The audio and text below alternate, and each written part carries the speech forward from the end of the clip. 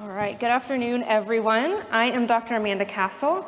I'm a clinical psychologist from California, and I specialize in treating women and underrepresented minorities in STEM fields, a high number of which end up having hypermobile EDS. So my recommendations today are coming both from my experiences as a patient, because I myself have hypermobile EDS, and as a provider. A few notes before we dive in. This is unpublished data, so please don't distribute or share without my consent. But if you want to take pictures for personal use, I'm fine with that. And I have no conflicts of interest to disclose. All right, so how many of you have had a negative experience with a medical provider? Most of us. Yes, talking with doctors is really hard, right? And today I want to give you 4 tools to help you start becoming your own best advocate. My hope is that by the next time you see a provider, you will feel empowered to regulate your nervous system, slow down, adjust your expectations, and start to think relationally about your care. But first, let's take a look at why it's so hard to talk to our providers. Most of us have experienced medical trauma, as Dr. Halverson reviewed. And as a result, many of us are operating out of our sympathetic nervous systems most of the time. So when we sense threat or danger in our environment, our brain activates our sympathetic nervous system. This is also known as your fight, flight, freeze response, or a trauma response. This response releases hormones and chemicals that help us prepare to address incoming threat. Our heart rate goes up, our breathing goes up, adrenaline, cortisol start pumping. It's preparing us to manage danger. And a quick note here, psychologists and MDs, we use the term trauma differently. So for the purposes of today, I am specifically discussing how the body responds to a perceived threat. So whether the threat is real or perceived kind of doesn't matter to the brain. It kicks off those reactions in our body either way. So our first tool is learning to regulate, to recognize and respond to your own sympathetic nervous system. Of everything I'm going to review today, learning to regulate your nervous system is going to take the most work, and it's going to be the most beneficial for you in the long run. All right, so again, most of us have medical trauma. This can be in the form of big injuries, something major that's happened to you. It's also all of these small indications in our bodies, like our subluxations, our heart rate spikes, that are constantly telling us we're not okay. And we combine that with also having bad experiences in the healthcare system. We've got a lot of sources of things are not okay. And as your body learns that these things are dangerous, you might start to go into your fight, flight, freeze response preemptively. So before anything actually happens, you're registering something that might happen, and this is where you're stuck. So this might happen like before you even go to your doctor's office, you already start feeling anxious and scared. This reaction is really understandable, right? So when you walk into an appointment with a new provider especially, you're likely feeling scared, anxious, on edge, determined to be assertive and advocate for yourself. The unfortunate thing is that as humans, we often read anxiety as aggression. So your doctor may actually be experiencing you as aggressive when you feel anxious, or disorganized and disengaged when you feel scared, demanding when you're on edge, or even manipulative when you're feeling like you're trying to be assertive. And that's not what we're going for. And so your doctor has now missed what you're saying because they're paying attention to your trauma response, reading that something's wrong, reading you in a way that you're not intending to communicate. And your nervous system is now running the show. And we want to start regulating that so that your provider is focusing on what you're saying and not how you're saying it. So how do we do that? As a psychologist, I'm always going to start with the recommendation of therapy. That's a bias that I hold. And I recommend for people with chronic illness to start with trauma-informed therapists. So they don't have to be someone that necessarily knows exactly about EDS, but we want them to be attuned to the trauma reaction in the body and able to hold that space with you. And what trauma-informed therapy can do is help you recognize when and why you're going into this response, learning how to communicate with others when you are stuck in it, learning ways to get out of it, learning how to disrupt your own anxiety cycles, and how to know your limits within your body and what you can handle.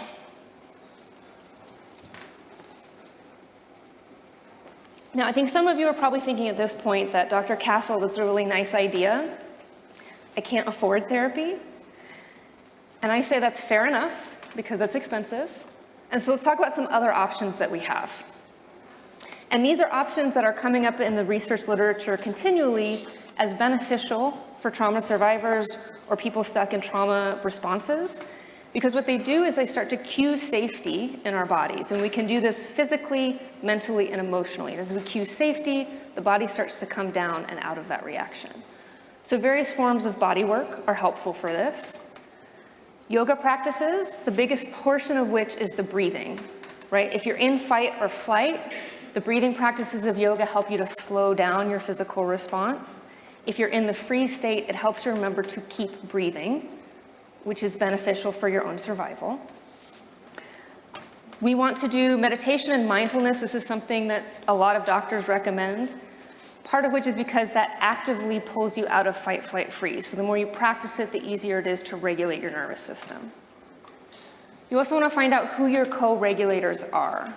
So as humans, we sort of read each other's nervous systems subconsciously. This happens in your amygdala before it reaches your conscious awareness. And so certain people can help us feel safe and calm, and other people can help us feel activated and anxious. So know who your regulators are and spend more time with them. Physical therapy is one way to cue safety in the body. Not only does this build your own strength, increases your confidence as you move through the world, it can also start to desensitize your nervous system. So this is one way that we're cueing safety physically and reassuring your body that it's okay and you can trust what's happening. Compassion and empathy are two huge pieces that help to calm the nervous system. So this is really nice when it comes from another person, like your doctor, but that's not always going to happen. And so this is something you can also provide to yourself. So being mindful of the ways you talk to and about yourself can start to change your sense of safety in the environment. And then these are 3 books that I highly recommend to all my patients. They discuss sort of the interconnected nature of our physical and mental health, because they are not really separate things happening and playing out in the body. Okay. So as part of regulating the nervous system, one big practice is simply starting to slow down. When we enter fight, flight, we tend to speed up in our speech patterns, in our movements, in everything that we're doing. This is a trauma response, right? We're getting ready to fight someone or run away from something. And when we feel that response kicking in, we have to counterintuitively slow down, physically and mentally. So what does slowing down look like? Well, for one, if you go to your doctor and you know they only have 15 minutes, you're trying to get everything in and you're trying to list all your medications, you want to make sure you cover everything, your doctor's going to miss a few things. And it's going to be really hard to know how to help you and what angle to come at this from. So instead, if we slow down, we slow our breathing patterns, we slow our speech patterns, it makes it easier for people to actually listen to us. We can also practice being brief in our symptom descriptions. So a common trauma response is over-explaining, right? Especially if you have been told repeatedly that your symptoms are not real. We tend to over-explain in an effort to get people to believe us, and that can sometimes flood a listener with too much information. So I invite people to focus on 2 to 3 goals or symptoms for each appointment, and that's maybe about how much information your doctor can digest in a given time. Also, inviting people onto your medical team in a slow and measured process, giving time for each provider to build a treatment plan with you, make some progress on that treatment plan, find some stability before adding the next provider. This requires long-term planning and a lot of patience, because you now have to prioritize which symptoms get addressed first and you will likely have a long list that you are slowly working through. And when you make big changes in your healthcare, adding new medications, changing your approach to something, talk to your other providers about it. Let them know what's going on in case there's any conflicting treatment plans happening. So in the US, as doctors, we can't bill insurance for consultation, so it's very unusual for us to actually talk with other doctors unless you're part of the same facility. We also simply don't have time to discuss all of our patients. And so you become the primary care coordinator and the main point of contact between all of your providers. So that open line of communication, as you're telling them what's happening, it starts to build trust. And it helps to identify sources of miscommunication and potential conflicts, like those two medications shouldn't be going together type conflicts. All right. Slowing down is also something that's going to happen for you outside of the doctor's office. We have to be intentional about how we dedicate our time because we run out of energy, time, mental capacity, and we have to be very intentional with where those resources go. And I invite all of my patients who deal with chronic illness to start thinking about your illness like it's a job. And duties of your job include data collection, so you're tracking your own symptoms. And in research, to track data well, we try to only change one variable at a time. This helps us know what's causing what, and makes it a little easier to tell what's helping things and what's causing more problems. You're also pretty much the only one doing your data analysis. So I invite people to make time a couple days before your next medical appointment to review the data that you have since your previous appointment, and look for any significant big events or consistent patterns over time, and narrow that down to 2 to 3 main agenda items that you bring to your doctor. A lot of doctors do not have the time or mental bandwidth to go through your raw data with you, so being able to bring them the highlights does some of that mental work for them. You're also in charge of doing your own administrative work, like calling offices, attending appointments, sorting your medications, doing your exercises. It takes a lot of time to be sick. And so dedicate time and budget that into your life. Now, as we slow down, one of the things we don't enjoy is that usually is when all of the emotions come in, right? That's hard. Your doctors cannot do or be everything you want them to do or be, and that is very disappointing. And there's no cure-all for hypermobility. We all crave this ability to solve our health, but managing your health is a normal part of your life, and it always will be. That's true also for able-bodied people, but to a much smaller degree. And that's unfair. And there's a lot of things about being hypermobile that are really unfair. And when that unfairness comes up, it's going to bring up grief. And it's okay to feel grief. There's a lot of grief in hypermobility. But working through that grief is important so that your feelings of anxiety, anger, sadness don't get displaced and taken out on other people. All right, so what are some of the expectations we need to adjust and grieve as a result? One of the things that comes up a lot is that providers have to start from square one when they see us. So you may have had this diagnosis for a while, but each new provider, this may be something new for them. And so they're going through their own mental process of understanding what's happening, assessing what's going on with you from their level of expertise. Now, this can feel like a waste of time. It can even feel very offensive when they're reevaluating your diagnosis, but it is an important part of doctors' process. They have to document everything that they're doing with you and why they're doing it. And this becomes really important for things like insurance coverage, of why they're doing certain treatments. Insurance will only cover it if they document why. Especially if you're requesting off-label uses of medication, they need to justify that they've gone through all the previous versions of things and the lower hanging fruit. That takes a lot of time. This also is an ethical obligation to show their work in case of a board complaint, and it also protects them legally in case of any lawsuits. So all of these considerations are pretty cold and not compassionate, but they are an appropriate part of the healthcare process. Now, not everyone that you talk to is going to appreciate the level of knowledge that you hold on your illness, and that is disappointing. But it can be very difficult for doctors to hear that their medical education, their level of expertise is incomplete, or their education was wrong in certain ways. So when you show up with a condition that they think that nobody has, it's difficult for them to take that in. And that can lead to a lot of confusing interpersonal responses. I want you to know your knowledge is good, and those responses are not necessarily yours to fix. It can be an issue when you don't have other doctor options, but that's not emotional labor that you need to engage at that moment. It is something, it's a data point for you to take in and be aware of whether or not this doctor can manage your care. Do not assume you're the only one in the room with a history of trauma. So doctors often have their own trauma in their background. They may or may not be aware of that, and they may or may not be aware of what their own triggers are. And so this is where that co-regulation, co-dysregulation can become very important, and kind of registering how you feel when you meet with a doctor can be informative of if that's the right doctor for you. We have to accept that managing our health is always going to be a drain on our resources. Again, this is very unfair, and that will bring up grief.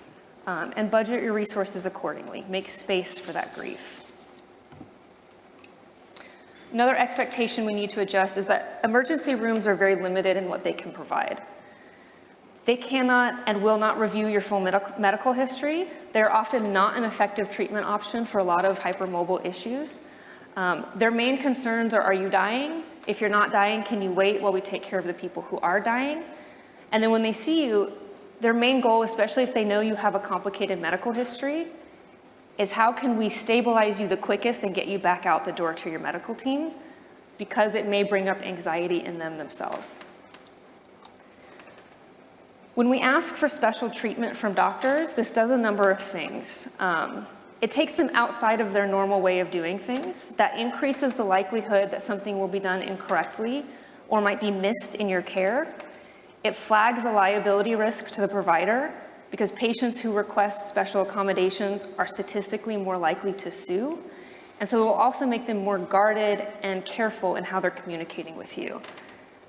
It will put them into a fight, flight, freeze response, and that changes the level of quality of care that you're getting. Not every doctor is going to be available or willing to work with you.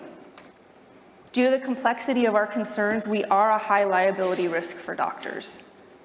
We require a lot, we ask a lot. And so when a doctor says no, that's not personal rejection, that's them simply saying, I can't do this. Take that rejection and move on and find the next provider. Now, we also have a reputation for being difficult patients, both as our cases are very complicated, but also a term I frequently hear MDs use around hypermobile patients is that we are mean. And so we understand this, right, as a misunderstanding of our own anxiety or our own grief that's coming out as we're trying to communicate well, but that's not how providers are experiencing it, which is leading to, I think, a significant miscommunication. So with that, my final recommendation is to start thinking relationally when you meet with your doctors. Your doctors are people, they are fallible, they don't know what they don't know. Treating them with respect and kindness is likely going to be your best bet in getting what you need. Trying not to assume they have bad intentions. Now, I recognize that unintentional harm is going to hurt you just as much as intentional harm hurts you, but the assumptions we make change how we interpret our experiences, and so you set yourself up to have better experiences by assuming your doctors are all there to help you. Now, if you put yourself in your doctor's shoes, wouldn't it be easier to engage with patients who assume you're there to help? Right? We tend to be more open, better listeners, more collaborative as humans when we are given the benefit of the doubt. And I want my doctor to be open and non-defensive and thinking clearly when they meet with me. So consider yourself an ambassador for everyone with hypermobility. Right? When we meet with new doctors, when they have a good experience with us, that starts to open up doors for better care for all of us. So as a patient, you can still be a leader, and I invite you to lead with compassion. So again, from earlier, compassion calms that fight, flight, freeze response. It's really nice if your doctor is the one that leads the charge with that, but you can also lead the charge, and you can start to help build safety in that relationship. And this doesn't mean telling your doctor everything they want to hear or being a people pleaser, but it simply means recognizing their humanity and treating them with respect. For example, it can be helpful to remember that doctors are functioning within many sets of rules, regulations, and demands. And they're coming to this appointment from a cross-section of what insurance will allow them to do, what standards of practice in their field will allow them to do, and how many people they have to see in a given day, which is typically dictated for them. And so there's a lot of things outside of their control they're trying to manage, and being a doctor is very hard. Is it harder than having hypermobility? That is not what I'm saying. I am simply inviting you to think that everyone in that room may be having a hard time from their own perspective, and in that we start to build empathy and ways to connect. With relationships, conflict is inevitable, right? At some point your doctor is going to upset you, you're going to upset your doctor. That rupture will need some form of repair. That repair will likely not include an apology from your doctor. We are trained at every level of our care to never apologize because that's a legal liability. But there are other ways to build repair, right? So can your doctor respond to you in ways that are compassionate, non-defensive, open to feedback? Can they continue to effectively work with you? The answers to these questions can help you decide whether or not this is the right provider for you. But keep in mind, your provider is also gauging how open and non-defensive and collaborative you can be. So this process goes both ways, and they're wondering how much can they effectively help you. And when we communicate these concerns, doing so from a regulated nervous system is always going to be more effective. And good conflict takes a lot of practice. You are going to fail at this, and that's okay. We're all going to fail at this. That's what relationships are. And so having places like with family and friends where you can process that emotional disappointment, those emotional ruptures, is really important. And shifting the expectation that your provider is not, it's not part of their job to emotionally process with you unless it's your therapist. That's what we do, that's what we're paid for, which is a good reason to have a therapist on your team. All right. Then we also want to be mindful of how we are speaking to and about other providers and the medical staff that we're encountering, because doctors pick up on this. If you're yelling at the front desk staff or you're talking about past doctors gaslighting you, it instantly sort of sends up a red flag to providers. So if I come in and I say, my last doctor and I didn't see eye to eye on what the best course of treatment was, I'd like a second opinion, that comes across very differently in a first appointment than my last doctor was gaslighting me and so I fired her.